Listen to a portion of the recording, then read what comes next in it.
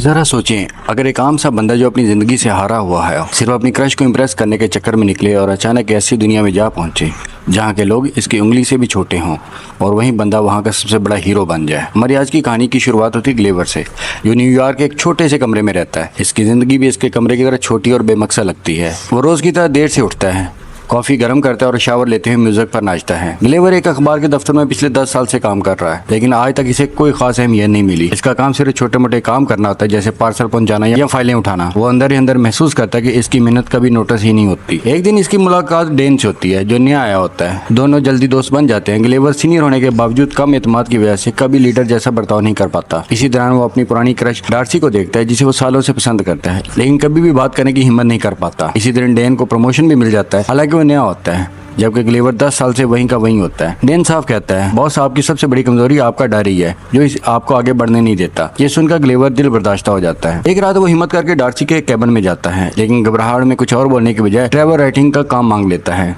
Darcy हैरान होती है, मगर इसे एक मौका दे देती है। ग्लेवर घर जाकर खुद लिखने के बजाय गूगल से सब कुछ कॉपी पेस्ट कर देता है। अगले दिन डार्सी इसका काम देखकर मुतासर हो जाती है और इसे एक बड़ी असाइनमेंट देती है, बरमूदा ट्रायंगल पर रिपोर्ट बनाना। ग्लेवर इसे इंप्रेस करने के चक्कर में फौरन हाँ कर देता है। वो बरमूदा पहुंचता है, एक छोटी कश्ती लेकर सफर शुरू करता है। शुरू में सब कुछ ठीक रहता है, वो मजे से समुद्र का लुत्फ उठाता है, लेकिन अचानक वो सो जाता है। जब आंख खुलती है तो मौसम बदल चुका होता है। आसमान काला, तेज हवा और एक खौफनाक तूफान। अचानक बड़ी लहर इसकी कश्ती को उल्टा देती है। ग्लेवर समुद्र में गिर जाता है, पानी से घुमाता और नीचे ले जाता है और वो बेहोश हो जाता है। जब इसे होश आता है तो वो खुद को हिलने से कासर पाता है। इसके हाथ पैर बंधे होते हैं। जैसे ही वो ऊपर देखता है, इसकी आंखें खुली की खुली रह जाती हैं। इसके ऊपर बहुत छोटे छोटे लोग खड़े होते हैं, सिर्फ चंद इंच के, हाथ में हथियार लिए हुए। वो इसे कैद करके जमीन पर बांध देते हैं और इसे खतरनाक देव समझते हैं। ग्लेवर को लगता है शायद वो ख्वाब देख रहा है, लेकिन जैसे ही वो हिलता है, छोटे लोग इस पर हमला कर देते हैं और वो दोबारा बेहोश हो जाता है। जब उसे दोबारा होश आता है तो खुद को एक बड़ी गाड़ी पर बंधा हुआ पाता है, जिसे हजारों छोटे लोग खींचकर अपने शहर ले जा रहे होते हैं। रास्ते में लोग इसे हैरत से देखते हैं, जैसे कि अजीब मखलूक हो। आखिरकार इसे बादशाह के सामने पेश किया जाता है, जहाँ शहजादी इस पर रहम खाने की बात करती है, मगर कमांडर एडवर्ड इसे दुश्मन मुल्क का जासूस करार दे देता है। यहाँ से ग्लेवर की जिंदगी एक नए मोड़ पर आती है। यह एक आम इंसान एक अनोखी दुनिया में अपनी पहचान बनाने वाला होता है। राजा का सेक्रेटरी ग्लेवर को बताता है कि वो अजीम सल्तनत लिली पॉट में खड़ा है। अगले दिन ग्लेवर को एक बड़ी चट्टान के नीचे रखा जाता है, जो जेल तो नहीं होती, लेकिन इसे नजरबंद रखने के लिए बनाई गई थी। वहाँ इसकी मुलाकात होशो से होती है, जो एक नरम दिल और अच्छा इंसान है। वो ग्लेवर को बताता है कि वो शहजादी मैरी को पसंद करता है। ग्लेवर इसकी बात सुनकर इसकी मदद करने का फैसला करता है। कुछ देर बाद कमांडर एडवर्ड आता है और ग्लेवर को धमकाता है कि वो इसे पूरी जिंदगी कैद में रख सकता है। फिर वो अपनी ताकत दिखाने के लिए सबको खेतों की तरफ ले जाता है और जानवरों की तरह काम करवाने लगता है। लेकिन अचानक दुश्मन रियासत का हमला हो जाता है। हर तरफ भगदड़ मच जाती है, आग लग जाती है और खबर आती है कि महल में शहजादी फंस गई है। होशो कहता है एडवर्ड सिर्फ बातें करता रह जाएगा, हमें जल्दी जाना होगा। ये सुनकर ग्लेवर फौरन आगे बढ़ता है। छोटे सिपाहियों को हटाकर सीधा जलते हुए वो फौरन शहजादी को बचाकर बाहर ले आता है, लेकिन अंदर बादशाह और बाकी लोग फंसे होते हैं। आग तेजी से महल को जला रही थी। आखिरी हल के तौर पर ग्लेवर एक अजीब लेकिन जरूरी काम करता है। वो महल पर पेशाब करके आग बुझा देता है, जिससे सबकी जान बच जाती है। यह मंजर अजीब जरूर होता है, लेकिन इसी से बादशाह और पूरा महल जलने से बच जाते हैं। अब ग्लेवर लिली पॉट का हीरो बन चुका है। लोग इसकी तारीफ करते हैं। बादशाह खुश होकर इसे शाही दावत देता है और होशो को भी आजाद कर देता है, मगर एडवर्ड अंदर ही अंदर जल रहा होता है। दावत के दौरान ग्लेवर झूठ बोल देता है